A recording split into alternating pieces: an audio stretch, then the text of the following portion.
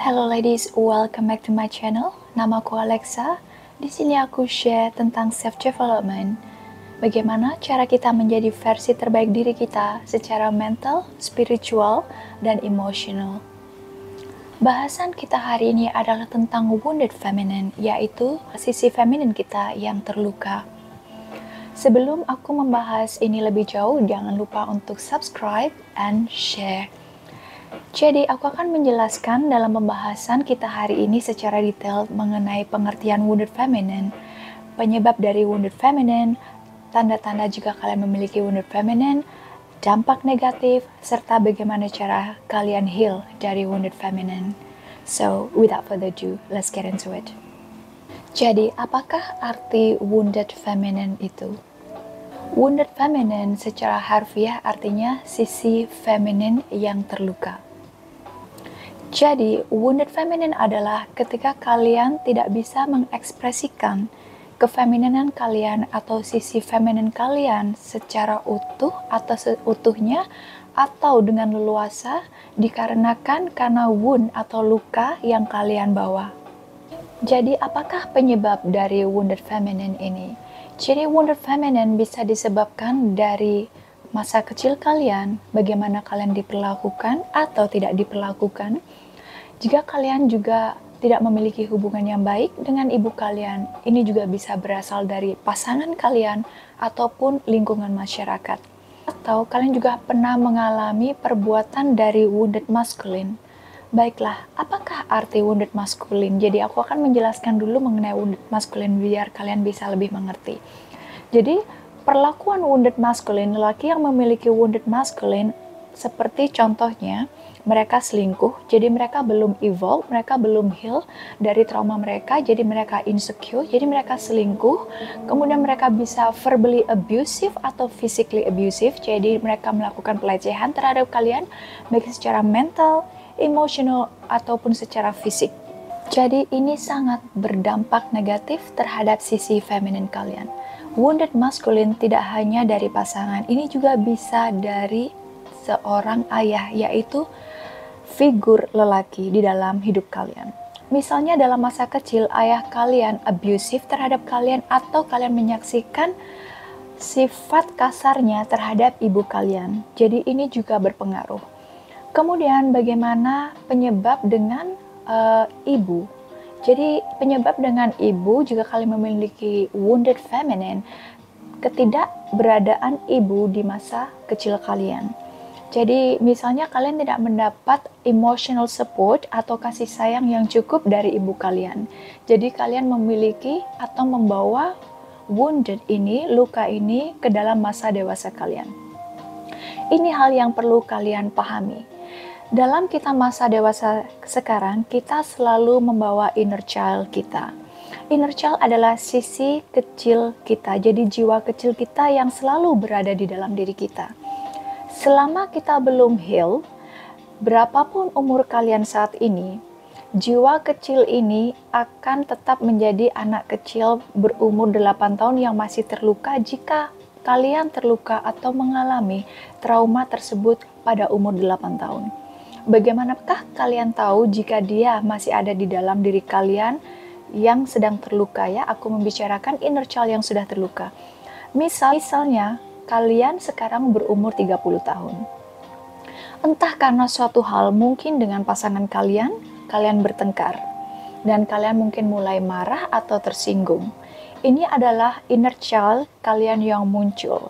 Jadi kalian perlu ketahui, jika ada sesuatu yang membuat kalian terpicu atau perasaan negatif keluar, ini adalah tanda bahwa ini adalah inner child kalian yang lagi minta perhatian. Jadi sesuatu yang kalian perlu kerjakan yaitu healing diri kalian. Jadi sekalipun kalian umur 30, selama kalian belum heal your inner child kalian itu masih umur 8 tahun atau berapapun umur kalian saat itu saat kalian mengalami trauma pertama. Sekalipun kalian umur 30 tahun, inner child ini akan keluar pada momen tertentu.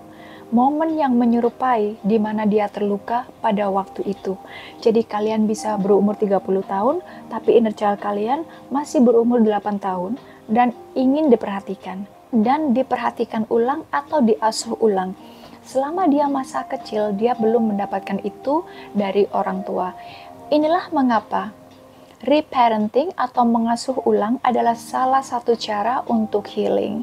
Misalnya tadi seperti yang aku bilang, jika kalian kurang mendapat emotional support dari ibu kalian semasa kalian masih kecil, mungkin ibu jadi luar kota, itu seperti aku dulu ya. Dulu aku kecil bersama nenek, jadi aku tidak ada sosok seorang ibu. Aku menjadi canggung ketika aku berhubungan dengan ibuku karena aku memang tidak memiliki emotional connection dengan dia. Dan inilah penyebabnya salah satu jika kita tidak mendapat emotional support saat kita besar, kita akan mencoba mencari ini biasanya dari pasangan kita. Dan itulah yang menyebabkan kita bisa bucin. So, emotional support yang kita tidak dapatkan, kita harus berikan ini kepada diri kita untuk sebagai proses healing. Dan jika ini tidak kalian bisa berikan, maka ini akan berakibat kalian untuk mudah attach atau bucin kepada seseorang. Kalian akan selalu berusaha untuk tidak kehilangan orang tersebut karena kalian mengingat nervous system, sistem saraf kalian mengingat di masa kecil kalian tidak mendapatkan ini. Jadi kalian benar-benar ingin berusaha bagaimana aku tidak kehilangan orang ini. Jadi sebenarnya kalian tidak begitu attach terhadap orang ini. Tapi sensasi atau fantasi yang kalian miliki di dalam kalian berdasarkan referensi dari masa lalu, yaitu di masa kecil kalian. Baiklah, jadi aku harap kalian sudah mengerti dengan penjelasan tersebut. Sekarang yang berikutnya adalah tentang tanda-tanda wounded feminine atau sisi feminin yang terluka. Nomor 1 adalah kalian merasa risih mendengar tentang kefemininan, tentang hal yang feminin, kalian sudah menolak dari dalam diri kalian. Begitu kalian mendengar sesuatu tentang hal feminin, kalian sudah langsung bereaksi di dalam, yaitu penolakan, seperti mungkin itu bukan aku tidak mungkin seperti itu, atau mungkin bahkan kalian merasa seperti jijik gitu ya, kalau misalnya ada sesuatu tentang hal kefemininan. Bahkan lebih parah lagi, ada perempuan yang bahkan mereka merasa malu menjadi seorang perempuan. Dan biasanya mereka terintimidasi dengan wanita yang embody strong feminine energy. Yang kedua adalah kalian disconnect dengan sisi lembut kalian. Jadi kalian hilang connection. Artinya kalian terlalu keras dengan diri kalian bahkan sering mengkritik diri sendiri atau negative self-talk, yaitu berbicara negatif tentang diri kalian. Kalian selalu berusaha mencari kesalahan, kelemahan di dalam diri kalian. Apa yang tidak benar dengan diri kalian? Kenapa diri kalian seperti ini, tidak seperti wanita itu? Dan kalian kehilangan connection, bagaimana cara kalian bisa menerima diri kalian apa adanya. Yang ketiga adalah kalian melihat sisi feminin adalah sebagai kelemahan. Kalian takut jika menjadi feminin ini akan membuat kalian merasa lemah atau tidak mampu berbuat apa-apa. Jika kalian adalah salah satu wanita yang merasa bersalah atau merasa tidak berharga, jika lelaki atau orang lain ingin membantu kalian. Aku pernah membaca komen di TikTokku. Jadi misalnya di Instagram juga ya. Jadi misalnya kalian date, kemudian dia yang bayar. Perempuan ini bilang, oh kalau lelaki yang bayar, mereka tidak akan respect dengan aku. Nanti mereka berbuat seenaknya.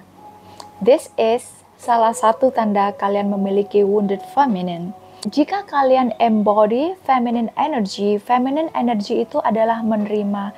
Kita tidak perlu membuktikan diri kita kepada orang lain bahwa diri kita adalah berharga.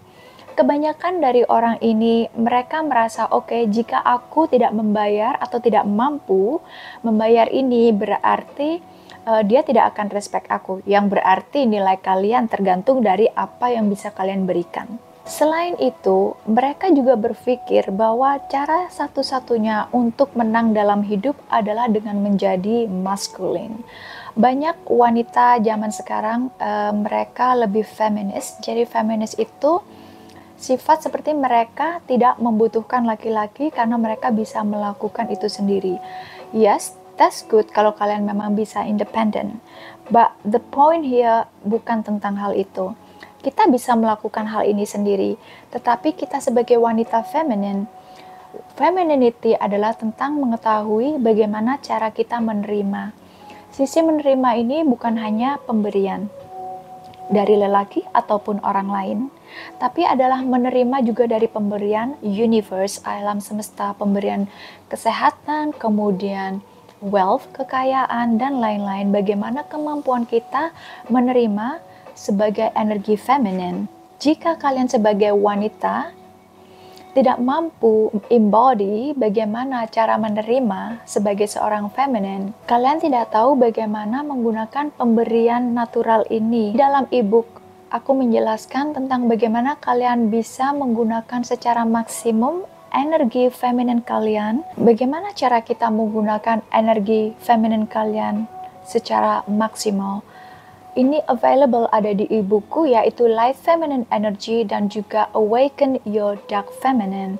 Untuk pembelian kalian bisa cek di highlights, yaitu beli e-book, dan sinopsis kalian bisa baca di Ready e-book.